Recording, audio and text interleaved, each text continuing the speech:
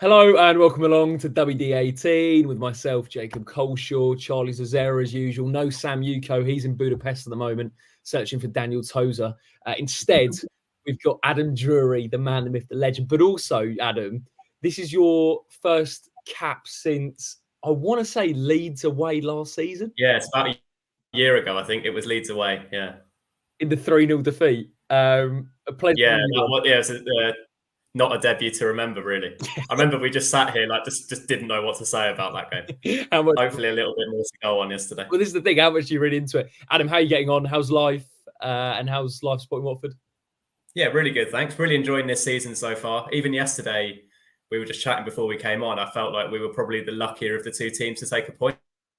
But it felt like we've been in a really good contest, a really good game. And they're getting your heart going at the moment because you feel like it could go either way all the time. So, yeah, enjoying this season so far. Good football to watch. Top man. Charlie, how's your weekend been? We saw each other yesterday at the Mad Squirrel. Some interesting content on the way, I'm sure, with those guys. Back again, the return of Mad Squirrel and WD18. But, yeah, Charlie, how are you getting on? And great to see you yesterday. How many pints, actually, is my question?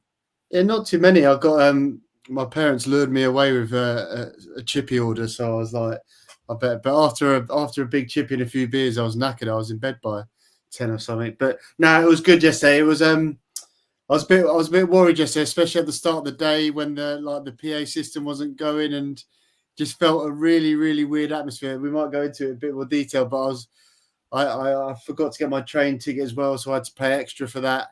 And I thought, is this just going to be a stinker of a weekend? But Tom cleverly saved it for me, and it was it was good, really good game in the end. Great seeing you guys after, so money well spent. Do you know what, we have to touch on the PA system, because I've heard it for a number of people now that it didn't feel right with Rich Walker or Tim Coombs not being over the PA system, Adam. I'm not sure what's going on though, because Tim was appearing every so often, but there was no music, so it was possible for him to speak. So I'm not quite sure what the problem was, but yeah, it was a bit weird. I saw some people saying they enjoyed it, but I found it a bit. It's almost like haunting, isn't it? It's like silence before a game. Hopefully a return of the music in a couple of weeks. Also, I was kind of expecting, Charlie, everyone to start singing your song together as sort of as the teams come out. And I heard I heard DCW was sort of whistling Z cars. Would have quite liked if someone just stood up and started singing "I'm Still Standing" as a sort of reply to that. Charlie, it wasn't the same really.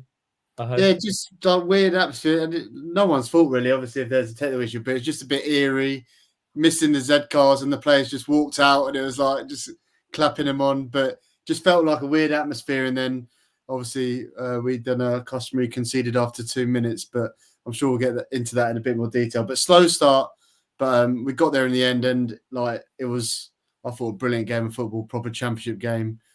So you can stick your Barclays. I would much rather that kind of championship game of football any day of the week. So yeah, it was a good Saturday. I loved it.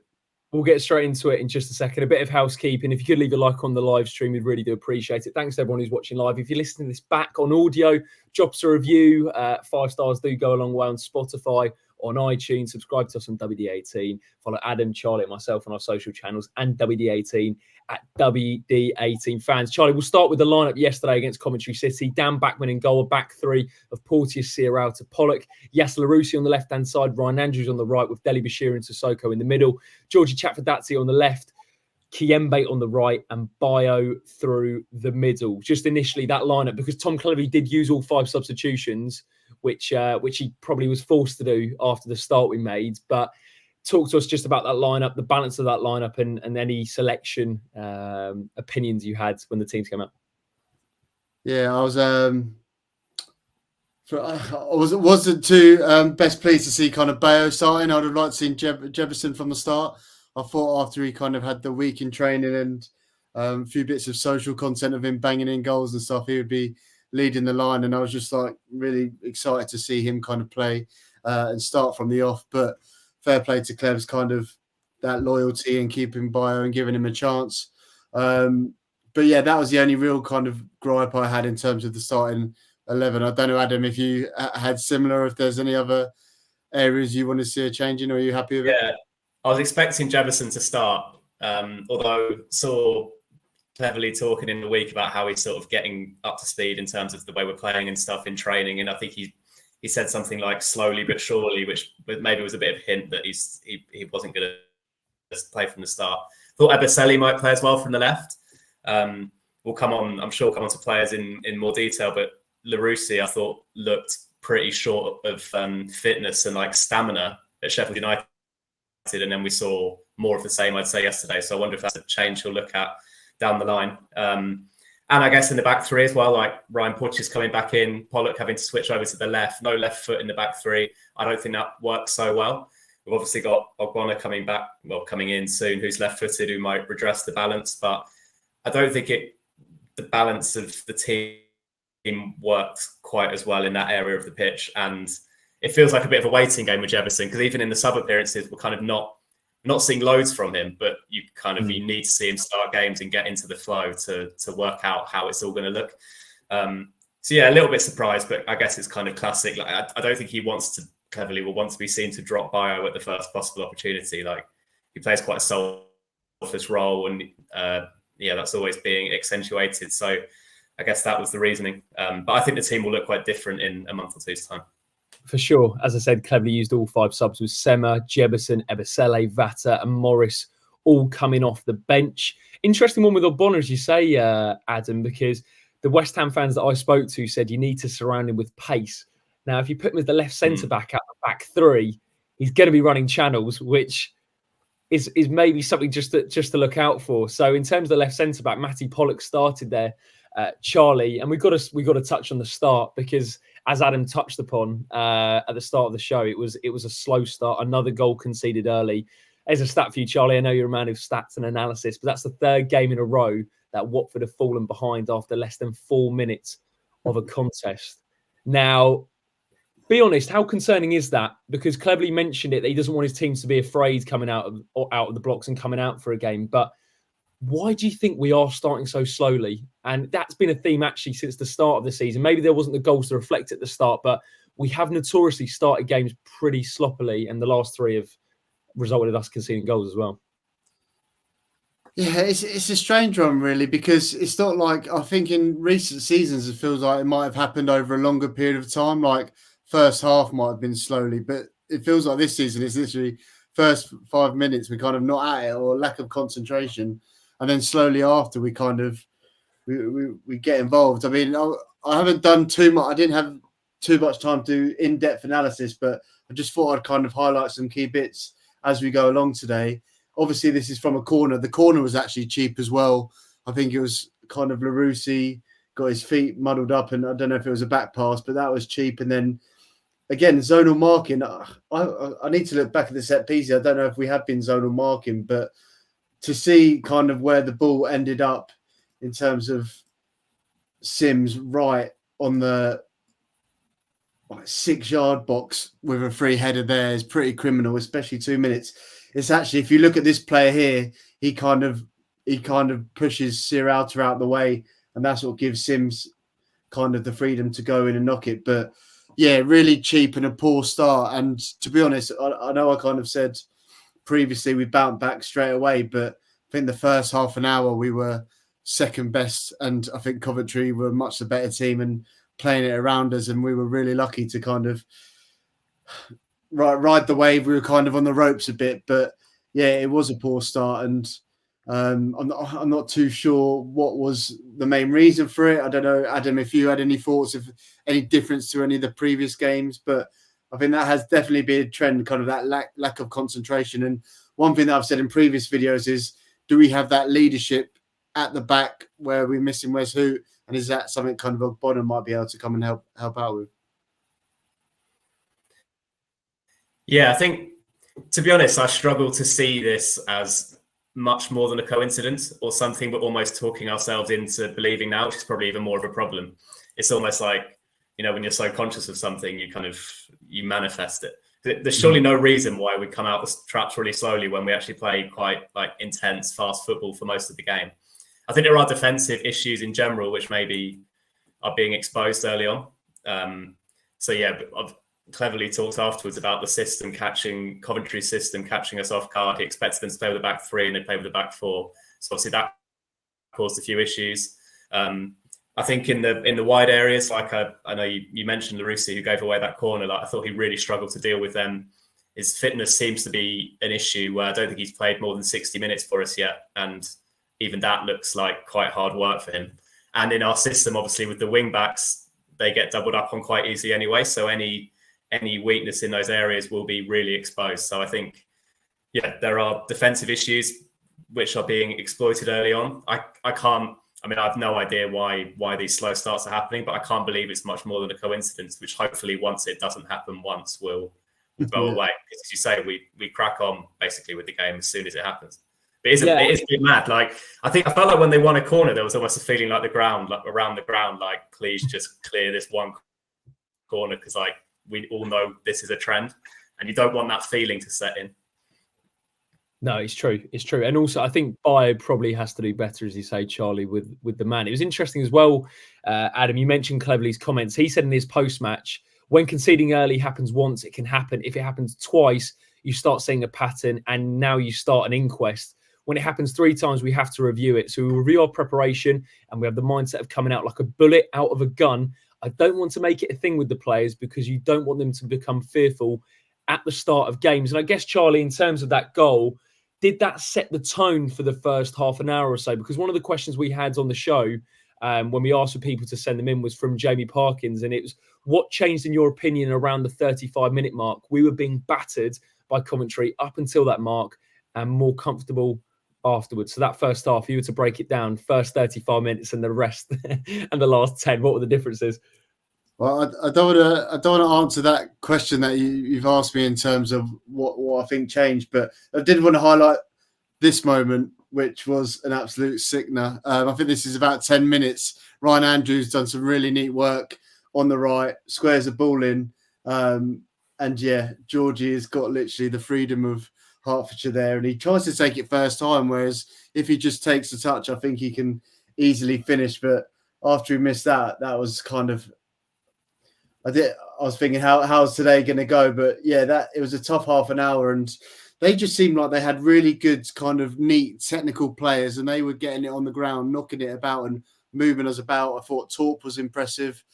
Radoni seems like every time he turns up at Vicarage Road, he kind of runs ring around us. I wasn't there at Huddersfield, but I've heard about that. And yeah, they just seemed like whatever shape they were playing. I think they did move originally back to a back 3. But they did move back to a back 4 in the second half, maybe. I don't know what Clev said, but I know he was unsure about it. But yeah, my big question is there was a brilliant bit of play after kind of Coventry battering us. They missed a clear header, which I think Sirauta got a really good kind of block on, went for a corner. They had some other good moments. Batman made a good save as well, I think, on Sims.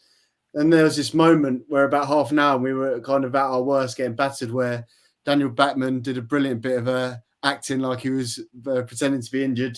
And then he ushered everyone to go and see Clevs. And then Clevs said something to the players, or he made a change. And then from the game there, the game completely changed. I haven't had time to kind of watch it fully to understand what he said or if there was a tactical change. But if anyone in the comments knows what happened there, let us know. Adam, was there anything you noticed tactically or shape-wise? I thought it was more of a kind of an application thing, and we were just winning more duels and getting our foot on the ball. But yeah, it was completely changed, didn't it? Yeah, I think maybe just taking the sting out of it, like we just disrupted their momentum a bit. I mean, it was so obvious from Backman. I was almost surprised he didn't get booked because, like, he obviously wasn't injured, and the ref was standing right in front of him, and he's waving everyone over to the touchline. I was like, I don't know when you would get a booking for that sort of thing, but it was quite smart from him. I mean, I feel like that's hats off to the physios for their performance as well. It might be a thing that they've talked about, but like that maybe is the kind of thing we haven't done so well over the last few years, like little tricks of the trade. I don't know. But yeah, it made a bit of a difference. To be honest, I felt that we really stepped it up more in the second half when we made the subs. I don't think like the first half sort of petered out and they were battering us to a lesser extent, but actually I would say it was in the second half when we sort of came on strong. So yeah, maybe I think we've definitely been better in like the second halves attacking the Rookery. We look like maybe more comfortable shooting that way, or we sort of find our way into the game. It feels like once we find our rhythm and start playing well, we're quite difficult to stop. Like, we pen teams in. Dele Bashiru and Sissoko are very busy winning it back, keeping us in the final third. But when we're under pressure, we're kind of struggling to change the momentum of games a little bit. So I'm sure there were tactical tweaks during that stoppage, but it was more, I think, just like killing the way the game was going, because it was becoming quite difficult for us. I think that's a really good point about the momentum of this Watford team, Charlie. And to be honest, it was a segue really to the momentum bar, which I'm sure we're going to get up in just a second, because the guy absolutely loves it. But on Watford, I think you bang on there, Adam, when you talk about the best spells of Watford play this season have come when we've got a bit of rhythm in the game and we've got momentum. And as you say, we pen teams in. And I feel like maybe that's because the wing backs get a bit higher, everyone pushes up, the line gets a bit higher, and we can kind of camp teams in. And we haven't really had a team that's tried to knock it over the top of us yet in that situation. So I'm interested to see when the line pushes up if that becomes a thing, Charlie. But one thing I noticed from the momentum bar yesterday, which is might be the buzzword today, was how in the first half, Coventry had the main spikes in momentum, but in the second half, Watford's dominated it, really. And there was only that Hadji Wright chance maybe towards the end. It's probably what that's coming to, that little blue mark at the bottom. But what have you learned for the momentum bar there as well? Yeah, like we said about that moment of when Cleverley got in and spoke to them all. I agree with Adam in terms of we did kick on and we were a lot better in the second half. But even straight after, where Cleverley spoke to them, I think Bayo had a soft header that was kind of saved, and we had a couple of chances, and we just stopped the onslaught, really. But yeah, in the second half, we came out flying, and it was a lot more like the best we've seen of Watford so far this season. And I can't really put it down. I do think we were really good kind of high pressing them. They were trying to kind of play out the back, and we were quite high up, and Sissoko done some brilliant work on a couple of occasions. There was one occasion where we high pressed them. They were trying to play out. Sissoko just picks it up, drives forward, and has a shot that's kind of tipped over the bar.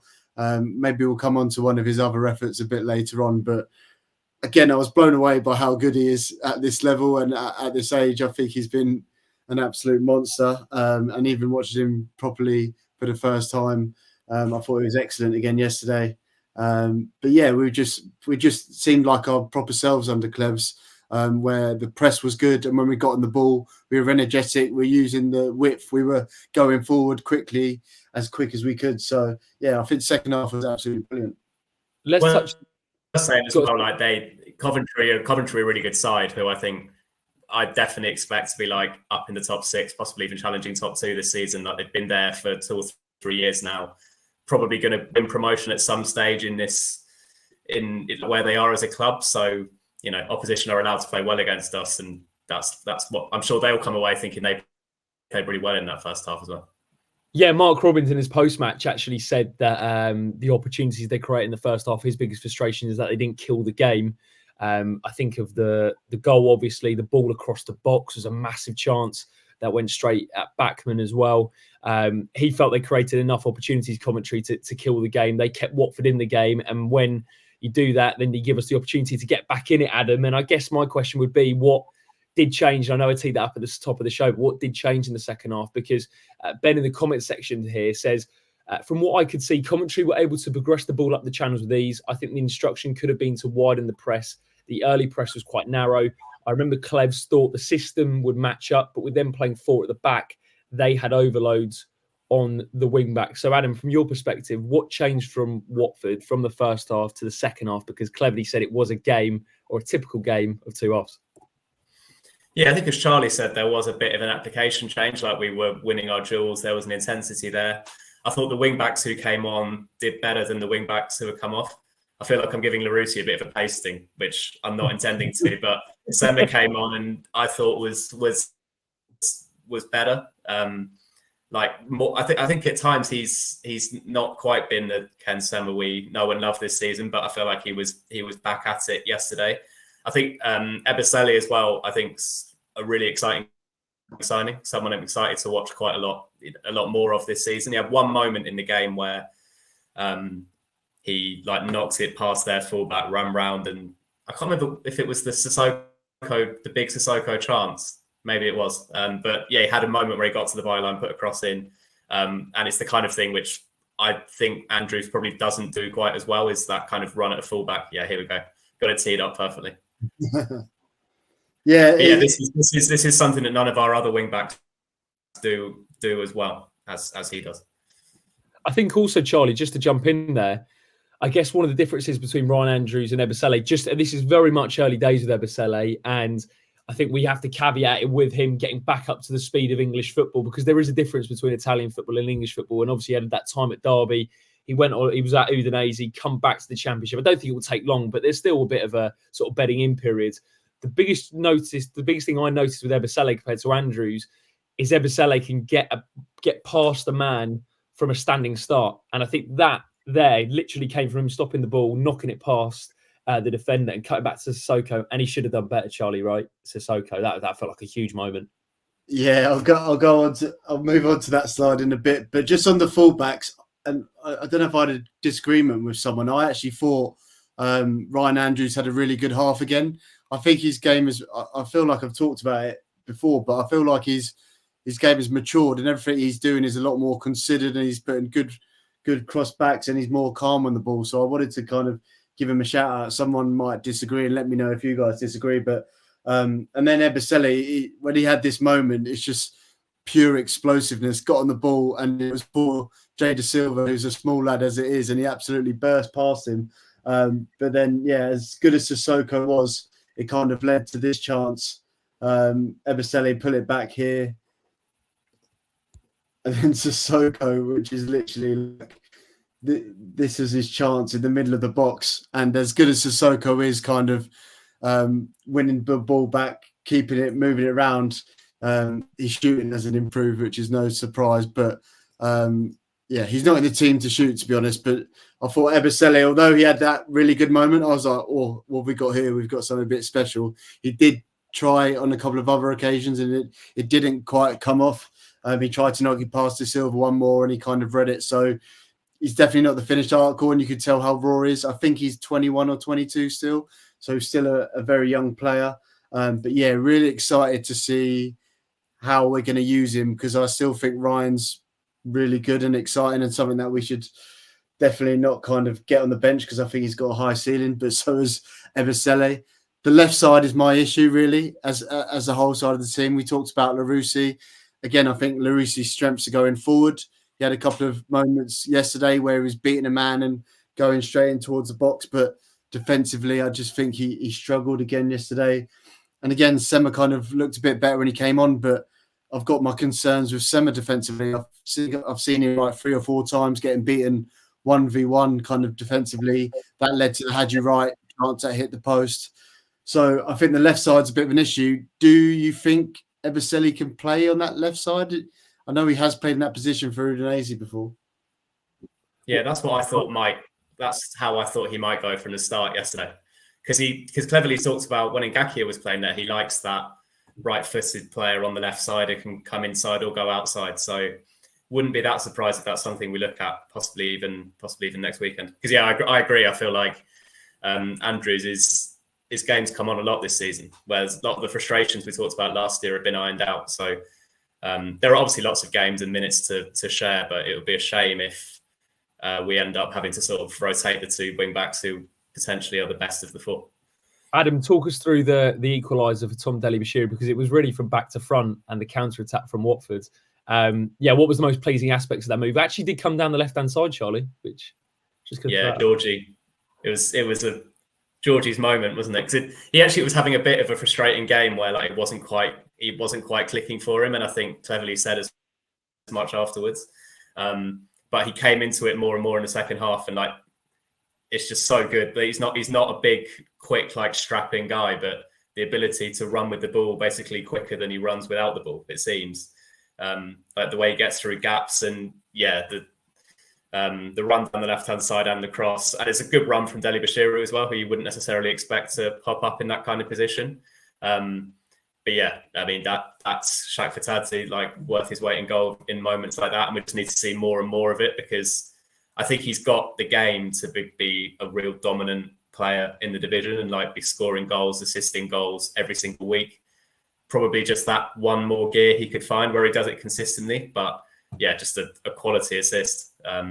And I'm sure we'll come on to his injury and all that later on. But just a class player, and he proved it there. What I also liked as well, Charlie, was Jeberton's run in the box, because he pulled his man away, which left the space for Deli Bashir at the back post. And Deli Bashir arriving late, as Adam said, is not normally associated with him. I would have probably associated that more with Sissoko out of the two. But Deli Bashir popped up. But actually, it was Jeberton. It wasn't the most intricate of runs by him, but just taking one of the centre-backs away did just provide that space at the back post for Deli Bashir. But what was it about that goal? Because as I said at the top, it was back to front. Really did start with Ryan Porteous and finished with Deli Bashir. Yeah, there's a lot to unpack when I watch this. And yeah, Ryan Porteous, who maybe we can get on about his overall performance. I think he had a really tough first half, especially against Sims. But he actually wins the duel kind of against Haji Wright to start with, knocks it on to Ebisele, who plays a nice first-time pass to Kayembe.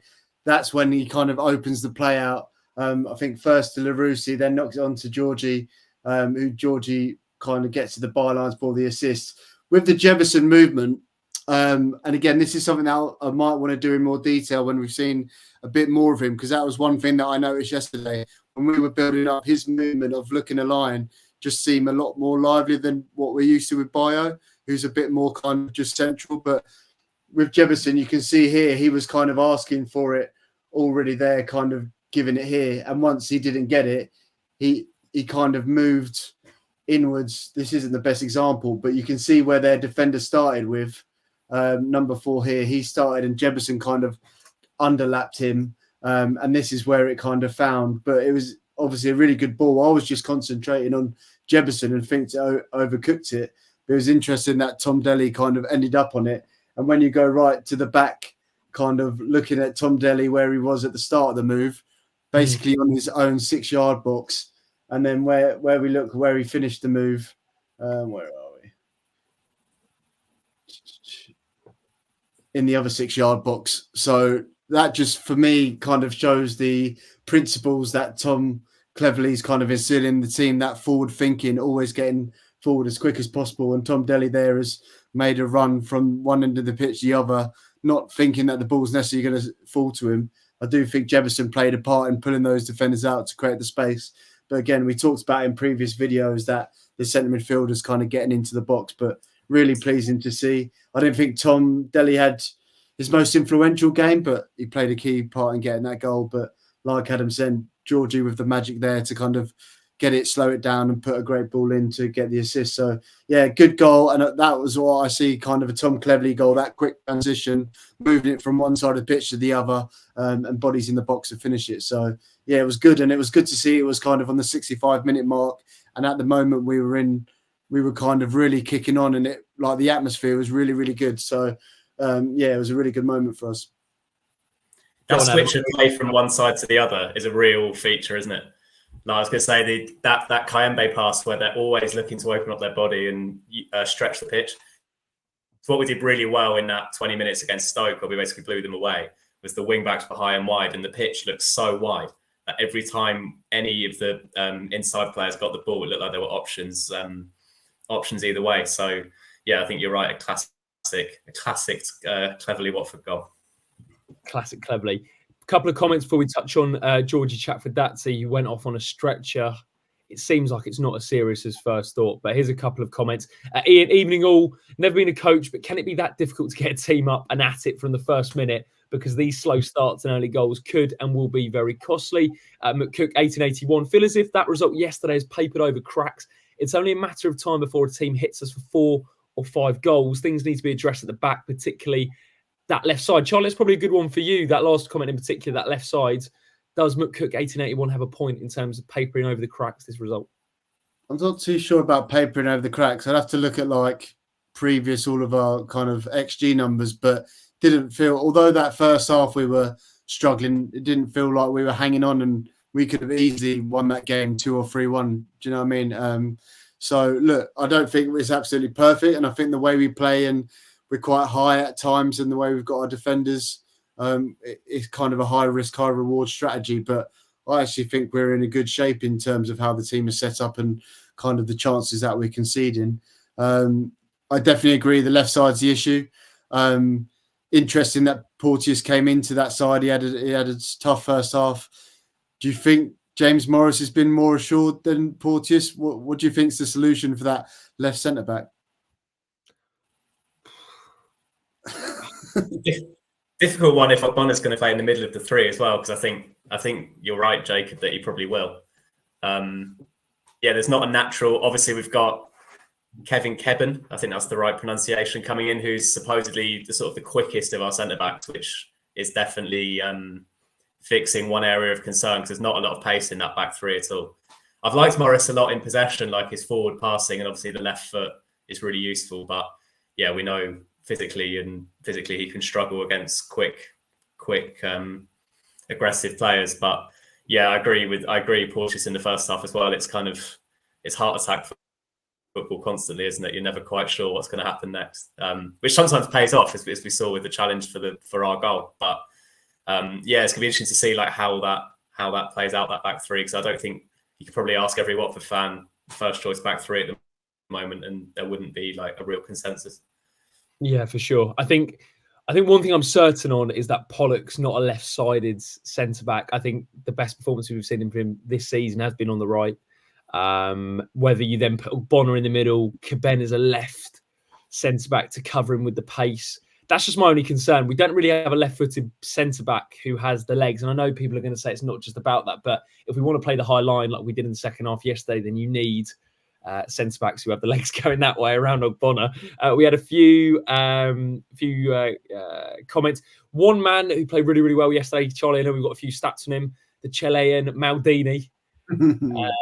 Francisco Sierra to play the match, according to Mark, who made 2 or 3 incredible tackles. Just on the stats there, it was Ryan Porteous who won the most duels, closely followed by Sierra in that department. Ben says Sierra was great. XG for Watford in the first 30 minutes was 0.38. For Coventry, it was 1.42. There was a couple of other comments from still shouting Georgie take a touch when he had that one when he had so much time, didn't he, Georgie, but couldn't capitalise. Mark says Sema looks stronger at left wing back, but I thought Ryan and the new lads Ebisele were equal. Ryan's first touch is usually superb. Stuart agrees with you, Adam. I'd like to see Ebisele start at left wing back, but with Ngakia injured, that means we'd have no one on the bench to come in for a tiring Andrews. Yeah, true. I mean, I think having the group of 4 is what Cleverley wants, isn't it? I don't know if we're gonna realistically see this, but I reckon it's in his mind, considering the way he was talking about Ngakia playing out there.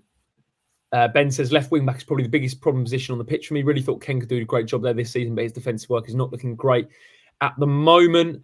And Surin says a huge welcome to WD18 guest for his second appearance, Adam Drury. Adam, let's touch on Georgie Chakvetadze. He did look pretty serious when he went down. I think the whole of the Vicarage Road was just praying it wasn't anything serious. Thankfully, Georgie was set up in the changing room. It turns out he had a back spasm, which is pretty sore, but not as serious as first thought from Tom Cleverley and the Watford medical staff. I guess my question to you is, Charlie and Adam, who is Watford's most important player, do you think, to this team? Because we did our best 11, but is it too easy to say that Georgie is our most important player, Adam? Because if he goes out, we probably don't have someone of the star quality, as you mentioned before, in the rest of the team. That's no disrespect to the rest of the team, but he's one of the best. I guess Rocco Vata coming in, we haven't seen loads of him yet, but looks really lively. And at least we do have a natural like-for-like player who could come in and play there. Didn't quite get into it yesterday, but it wasn't a particularly long cameo. And actually, the Chakvetadze injury had a similar effect to the team talk, mini team talk we had in the first half, where we had the momentum and that kind of killed it. I think, I mean, he's our best player, isn't he? He's our most creative player. You can imagine if he wasn't in the team, our creativity numbers would drop off massively.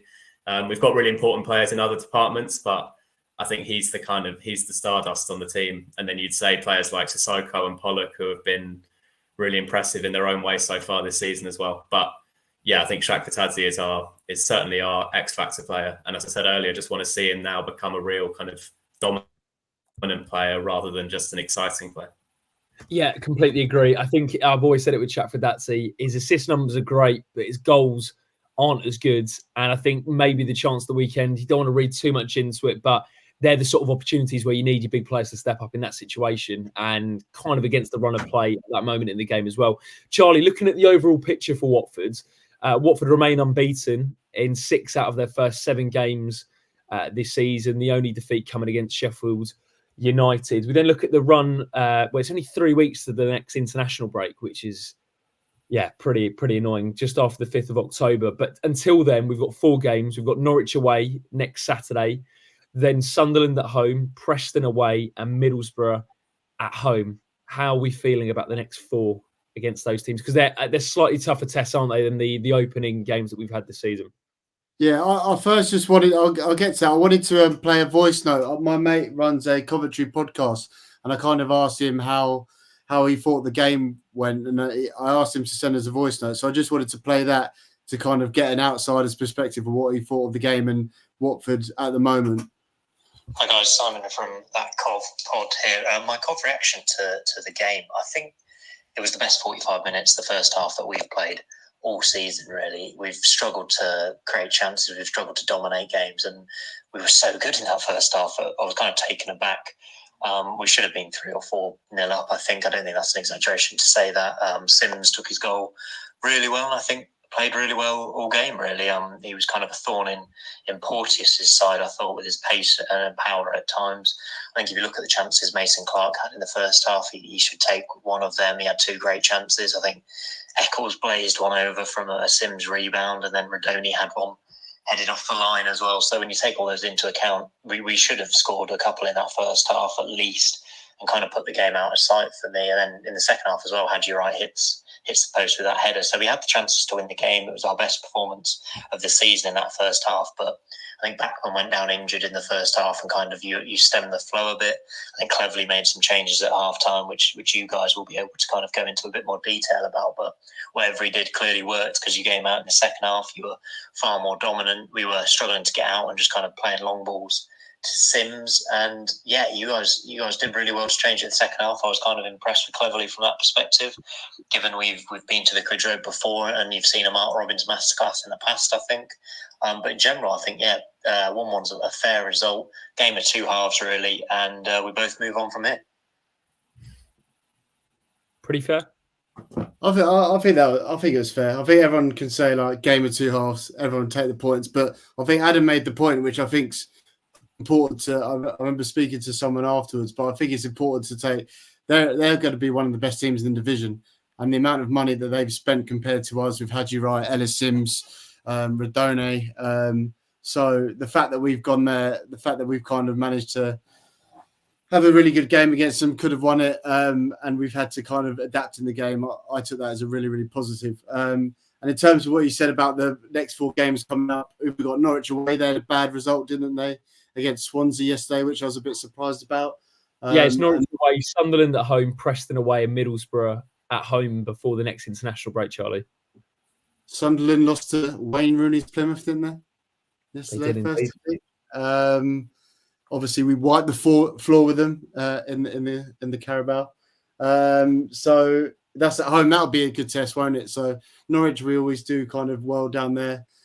Sunderland at home will be another good test. Preston away. It's hard. Like, I'm just reeling off these games, but out of the 4, I'd be happy with 6 points. Adam, how many would you take from those 4? 2 wins.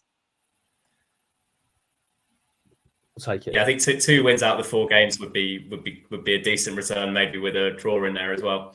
Norwich will be interesting because I think they're kind of going through the process of adjusting to like completely new style of play, like quite extreme passing out. So I'm sure Cleverley will be drilling the pressing game this week, trying to catch them out there, and maybe an opportunity to get the stadium a little bit nervous, because I think that style of play, when it's new, can fans get on edge quite quickly, don't they? So maybe an opportunity there. And then yes, it's a pretty tough run, isn't it? Really, Sunderland have started fast, and then Middlesbrough team, a bit like Coventry, I'd say, who definitely expecting to be up there come the end of the season. So yeah, testing few weeks. Notoriously, we've got a pretty good record at Norwich as well, which is weird for Watford because normally our records are not good ones, but we do have a good record at Carrow Road from memory anyway. I just wanted to wrap up today with a comment from Mark Robbins, Charlie, because in his post-match, he mentioned that Watford are a good team and a different animal from last year. They're running, they're working hard, and have some real quality on the pitch. Now, the bit that a different animal from last year. Now, maybe I'm reading too much into that, but from what you've seen so far under Tom Cleverley and what you saw under Valérien Ismaël, granted a smaller sample size, what do you think he's referring to? Is it as simple as just the applications we mentioned on the show, the running, the working hard, etc.? Or do you feel it's actually the patterns of play we're seeing that are different? It's for him to say that. Firstly, I'd like to see when you said we're a different animal, it'd be interesting in the comments what animal we were last season and what animal we are this season. Last season, maybe 2 seasons, yeah. A meerkat. Yeah, a sloth at some point. Sloth, yeah. like an elephant at some point. Clumsy. Do you know what? 2 things in terms of just the difference this year. One, just like the togetherness and kind of cohesion of the team in terms of keeping your shape, working well together, which is pretty bare basics. But the last couple of seasons, we've proven that we haven't done that. And we've had players come running in decisions and being ill-disciplined and kind of losing our shape and our focus. So one, just having a structure and being a team. And yeah, I think that's why it's been so impressive what Clevs has done in terms of I feel like we have got an identity now. We've been crying out for it for a while, but what are we, 5 games in now, and we're already talking about what a classic Clevs goal is, which I think that's a pretty good achievement. So I think that's what he means by it. And then when you look at our team, obviously we haven't spent loads of money, but we've got some decent players in there with Georgie Chakvetadze, Sissoko, Tom Dele-Bashiru, Ryan Andrews coming through, if Jefferson hits the ground running. So again, I think it all goes down to kind of praising Clevs. And it was, do you know what, after full time yesterday, kind of listening to the crowd, staying behind after 5 minutes and singing his song as he kind of went round. I can't remember the last time I've been in the Rookery and heard that. So that kind of spoke volumes about the impact he's had. We've had a few animal shouts. Yes. Mark, so Ben's gone, under Val, we were a sloth.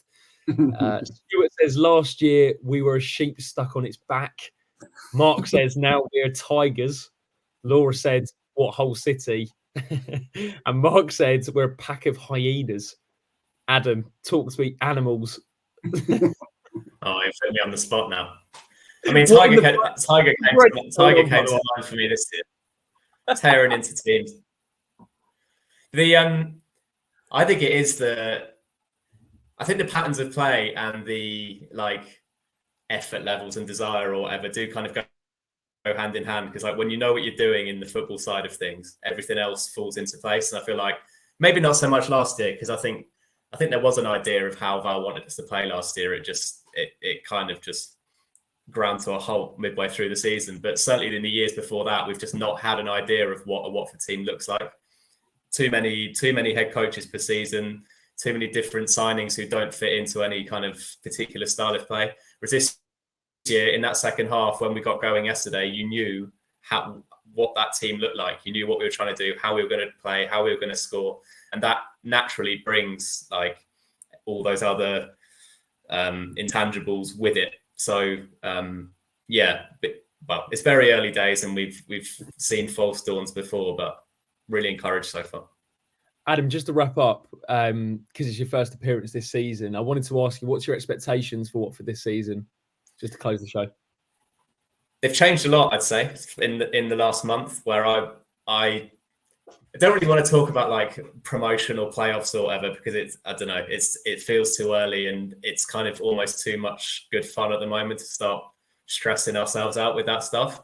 But it would be really nice if we could sustain a whole season of like this kind of style of football and playing this way. Because I think a year ago we were probably, maybe not after that Leeds game, but in general we weren't feeling too bad about things this time last year, or certainly in that build up towards Christmas, and then it falls apart.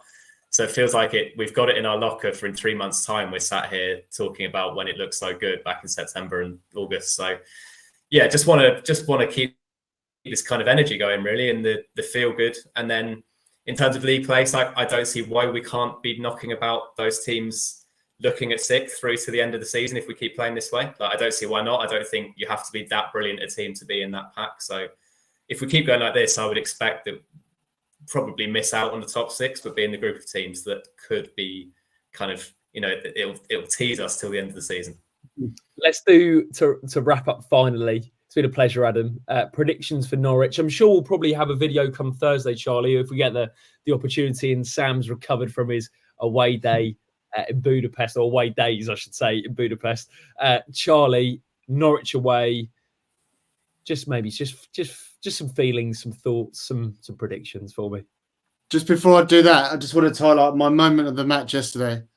I think like 80th around, or it might have been 90th minute. Coventry are breaking through, got bodies in the box, bouncing ball before their defenders tried to get it, and then Ryan Porteous throws himself head first to tackle their defender. I absolutely love that, and that kind of shows what exactly Ryan Porteous is about. And do you know what? I love him for that. So I just wanted to highlight that because that was my moment of the match yesterday. Norwich. I'm going to go for a score draw. I know they're struggling, and I like what Adam's saying about tactically if we've got a hard press on them and make them nervous.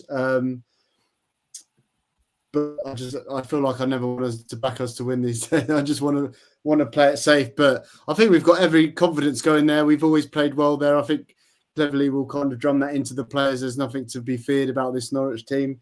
They're in a big transition period as well. So there's no reason why we can't go down there, but it's not going to be an easy game. They've got some really good players. Josh Sargent is a top quality striker, and they brought some other good players in as well. So I'm going to go 3-3 again. I'm going to say 3. I'm going to say 3-3 now until it comes in. Goodness me, I'm going 3-1 Watfords. I'm backing us away at Carrot Road, Adam. Give us your score prediction. I'll go 2-1. 2-1, okay. 2-1 for me. I think there'll be goals. To be fair, 2-1's not loads of goals, but it feels like a game where I think we're a better side going forward than defending at the moment anyway. So 2-1. I was going to say 2-2, but let's have a bit of optimism. 2-1. I was just thinking the last time we won at Carrow Road was Cleverly playing when Emmanuel Dennis did that front flip. Yeah, there's a famous picture of him kind of celebrating in front of the away fan, kind of in the red shirt. I think he played that day, but we've won there since. We won there on when Bio scored late. Ah, yes. New Year's Day or early in January, wasn't it? Yeah, and at midfield 2 of we had Mario like 15 injuries. Yeah. It was midfield 2 of Mario Gaspar and Bakuna running Carrow Road. Just to wrap up, shout out to Jack Turner, who got this tweet up from our last pod. Really made me laugh. Sam Yuko predicted 2-2 for this weekend. Charlie Zazzera predicted 3-3. And Jacob Culshaw predicted 0-0. They all predicted draws. We drew. And none of their predictions are right. Charlie, we have a knack of this. That's what we do. That's what we do. Okay. That means we're going to win like 3-2 next week. Trying to think the kind of scoreline which we haven't said. We will see. Let us know your predictions for Norwich away in the comment section below. Huge shout out to Charlie. Thanks so much to Adam for coming on, mate. We really do appreciate it. And hopefully we get you on soon for another one. If you that'd be great. Top man. And thank you to everyone who watched live. If you are listening to this back, please do leave us a like. Subscribe to WD18. Follow Charlie, Adam, myself on our social channels and WD18 at WD18 fans. Leave your thoughts, leave your comments, and we will see you in the next one. Take care. Not the audience. You are